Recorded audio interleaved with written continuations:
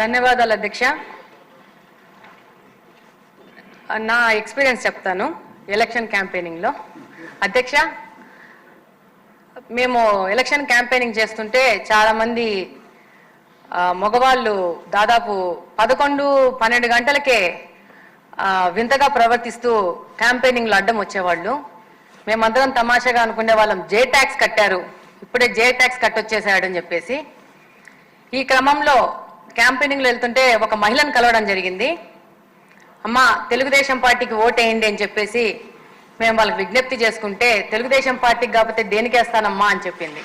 ఏమమ్మా అంత ఖచ్చితంగా చెప్తున్నావంటే, వాలంటీర్లు వచ్చారు, వైసీపీకి ఓటేయమన్నారు, లేదు అని అంటే ఎందుకేవు, నీకు 1,05,000 డబ్బులు ఇచ్చాం కదా, నీవెందుకే ఇవ్వు అని అడిగారంట.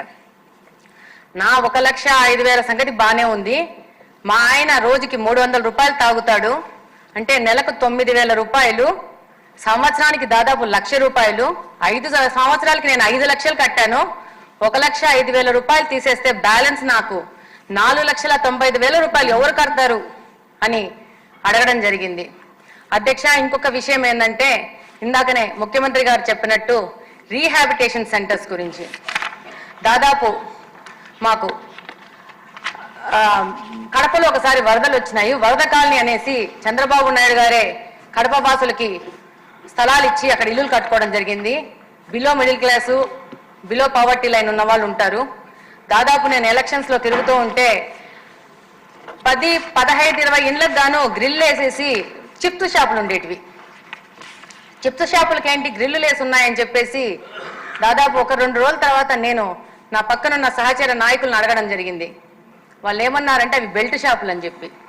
అప్పుడు నేను అడిగాను, బెల్ట్ షాపులు అంటే ఏంటంటే, ఒక టైం అయిపోయినాక ఈ లిక్కర్ అవైలబిలిటీ ఉండదు, పోలీసులు రైడ్ చేస్తారు కాబట్టి ఈ చిప్స్ షాపులు కింద ఈ యొక్క లిక్కర్ని సప్లై చేస్తున్నారు అని చెప్పి.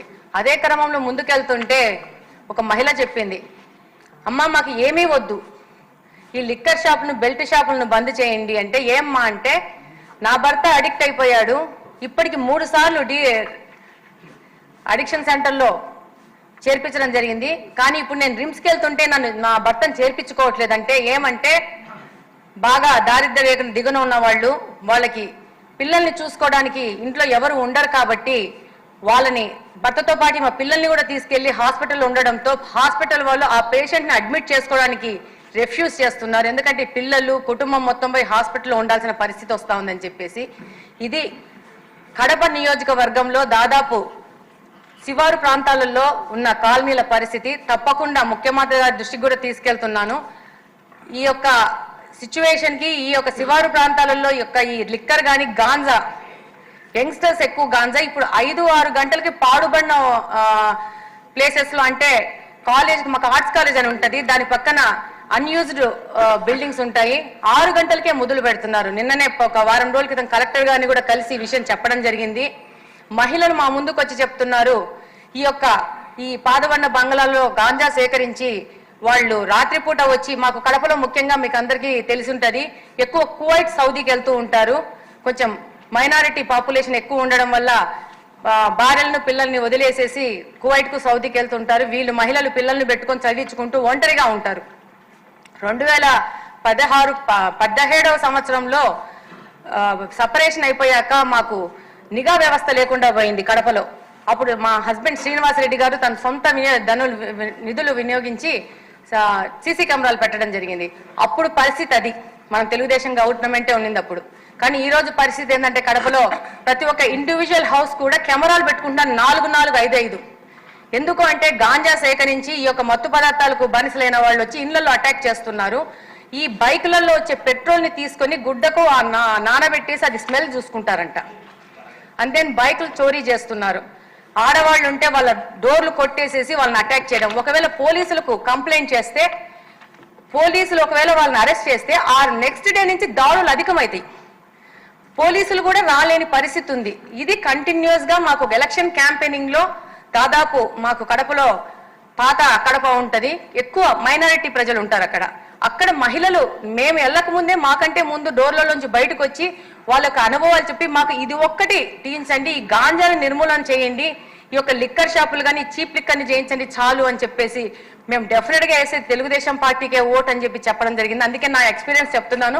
లిక్కర్ దాని గురించి నాకు పెద్ద ఎక్స్పీరియన్స్ లేదు. నా యొక్క క్యాంపెయినింగ్ లో నేను ఫేస్ చేసిన వాటిని మీ దృష్టికి తీసుకొస్తున్నాను. థ్యాంక్ యూ అధ్యక్ష. థ్యాంక్ యూ స్పీకర్ గారు. లేచేగా తర్వాత ఇస్తారు. ఈవిడ ఉత్సాహంగా ఉన్నారు, ముందు ఆవిడకి ఇస్తే పోయిన తర్వాత నాకు మీరు బ్యాటింగ్. Okay okay. దీని మీద ఈ లిక్కర్ మీద అంటే ఆనరబుల్ స్పీకర్ గారు అవగాహన ఉన్న వాళ్ళకి అంటే నేను దీని మీద చాలాసార్లు కేంద్ర ప్రభుత్వానికి కూడా లేఖలు రాసినందువల్ల ఈ డిజిటల్ ట్రాన్సాక్షన్ చేయకుండా మొత్తం ఓన్లీ క్యాష్ అని చెప్పి చివరిలో 15 రోజుల ముందు ఎలక్షన్లు అనగా డిజిటల్ పేమెంట్లు పెడతాం. సో దానికి ముందు చాలా ఒక పక్క ప్రధానమంత్రి గారు డిజిటల్ పేమెంట్, డిజిటల్ ఇండియా అని అంటూ ఉంటే పెద్దలు నారా చంద్రబాబు నాయుడు గారు కూడా డిజిటల్ ఎకానమీకి ముందు నుంచి ఆయన మాట్లాడుతూ ఉంటే ఇక్కడ 98,000 కోట్ల ట్రాన్సాక్షను కేవలం క్యాష్గా నడిపించడం అనేది చాలా పెద్ద కుంభకోణం అని చెప్పి మనం తప్పకుండా చెప్పుకోవాలి. మరి దీనికి పెద్దలు గౌరవనీయులైన ముఖ్యమంత్రి గారు చెప్పినట్టు మరి ఎంక్వైరీ అయితే జరగాలి. రాజకీయాలకి దీనికి సంబంధం లేదు. ఒక ప్రభుత్వంలో మరి తప్పులు జరుగుంటే తప్పనిసరిగా దాని మీద విచారణ జరగాలి. ఈ నాన్ డ్యూటీ పెయిడ్ లిక్కర్ అనేది కూడా ప్యారలల్గా ఒక అంచనా ప్రకారం అయితే కనీసం ఇక్కడ జరిగిన సేల్లో ఒక 30% నాన్ డ్యూటీ పెయిడ్ లిక్కర్ వచ్చి సేల్ జరిగిందని చెప్పి చాలామంది అంచనా, ఆ ట్రేడ్లో అంతకుముందు ఉన్నవాళ్ళు చెప్పే అంచనా ప్రకారం ఒకసారి క్యాష్ వచ్చిన తర్వాత డ్యూటీ పెయిడ్ సపరేట్గా, నాన్ డ్యూటీ పెయిడ్ సపరేట్గా విభజించి రైల్వే ట్రాన్స్పోర్ట్ ఆఫీసర్ గారు విభజించేవారని చెప్పి చెప్పుకోవటం విన్నాం. అది ఎంతవరకు నిజం అనేది కూడా మరి చూడాలి. అలాగే గతంలో కొన్ని శాంపుల్స్ని నేను కూడా పరీక్ష చేస్తే చాలా ఇంప్యూరిటీసు, ఇప్పుడు 54% కిడ్నీ డిసీజెస్, 53% లివర్లు కొట్టేసినాయి. అంటే చాలామందికి అందులో ఉన్న అంటే మినిమం 4 days స్టోరేజ్ అనేది ఉండాలి.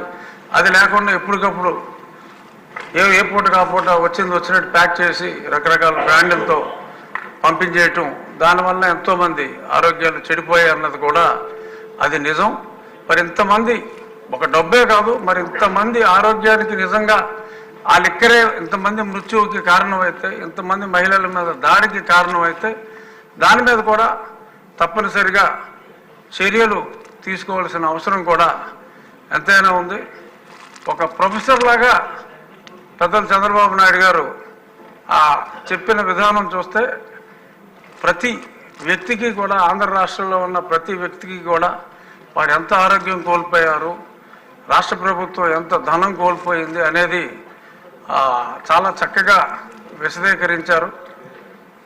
ఏమో విష్ణుకుమార్ రాజు గారు అడిగినట్టు ఈ ఎక్స్ప్లెనేషన్ తర్వాత చైతన్యం వస్తుందేమో చూద్దామని ఆశిద్దాం. ఇక ముగించే ముందు రాజకీయాలకి ఇందులో ఎట్టి పరిస్థితుల్లోనూ తావులేదు. ఎవరో కూడా రాజకీయంగా దీని గురించి చేశారని చెప్పి అనుకోరు సార్. మీరు ఎటువంటి అనుమానాలు లేకుండా తప్పు చేసిన వాళ్ళని శిక్షించే దిశగా తమరు ముందుకెళ్లాలని చెప్పి మనస్ఫూర్తిగా కోరుకుంటూ ఈ అవకాశం ఇచ్చినందుకు స్పీకర్ గారికి ధన్యవాదాలు తెలియజేసుకుంటున్నాను.